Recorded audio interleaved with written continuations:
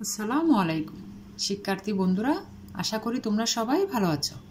আজকে আমরা একটি নতুন গল্প পড়ব। গল্পের নাম হলো যাচ্ছ কোথায়।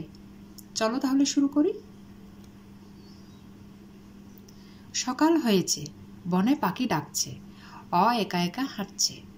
গাছের ঢালে বসে গুনগুন করে গান করছে। হঠাৎ গান থামিয়ে গাছ থেকে নেমে এলো। এর কাঁধে হাত রেখে দুইজন মিলে হাঁটতে লাগলো। এমন সময় এলো দুই বন্ধু রসই আর দীর্ঘই। দুইজন হাঁপাতে হাঁপাতে বলল, তোমরা এখানে? তোমাদেরই খুঁজছি, চলো চলো। বলল, যাচ্ছ কোথায়? রসই বলল, আগে চলো তারপর বলি। সরু পথ ধরে রসই দীর্ঘই হাঁটছে। একটু দূরে লিচু গাছের ডালে বসে দোল খাচ্ছে রসৌ আর দীর্ঘও। সবাইকে দেখে লাফ দিয়ে নিচে নেমে বলল, তোমরা সবাই যাচ্ছ কোথায়? রসই দীর্ঘই রসৌ দীর্ঘও। সবাই একটু হাঁটতেই মনে পড়ল রি এর কথা, কিন্তু কোথাও রি এর দেখা নেই। কিছু দূর যেতেই দেখে রি, আর ওই তিনজন মিলে সুপারি গাছের নিচে গল্প করছে। তাদের দেখে গল্প থামিয়ে রি বলল, তোমরা দল বেঁধে যাচ্ছ কোথায়? দীর্ঘও বলল, তোমরাও ভুলে গেছো, আগে চলো তারপর বলি।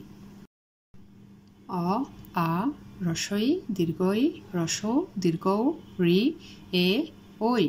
সবাই নদীর কিনার দিয়ে হাঁটতে লাগলো। নদীর উপারে কাশবন, কাশবনের পাশে এক বট গাছ। বট গাছের নিচে বসে আছে বনের পশু পাখিরা। আর একটু সামনে যেতেই দেখে নদীতে একটি ছোট নৌকা। নৌকার দুই পাশে বইটা হাতে বসে আছে ও আর ও। সবাইকে আসতে দেখে ও খুশিতে লাফাতে লাগলো। ও সবাইকে নৌকায় উঠতে বলল। বলল, আমি কি নৌকা চালাতে পারি?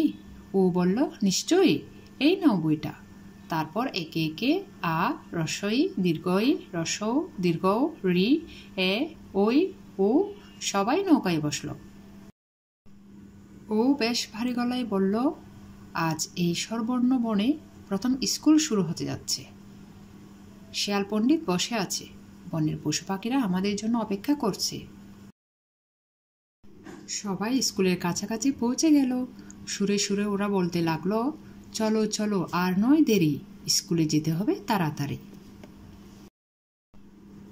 গল্পের মূল ভাব। মজা করে গল্পের মাধ্যমে শিশুদের স্বরবর্ণের সাথে পরিচিত করানোই এই গল্পের মূল বিষয়।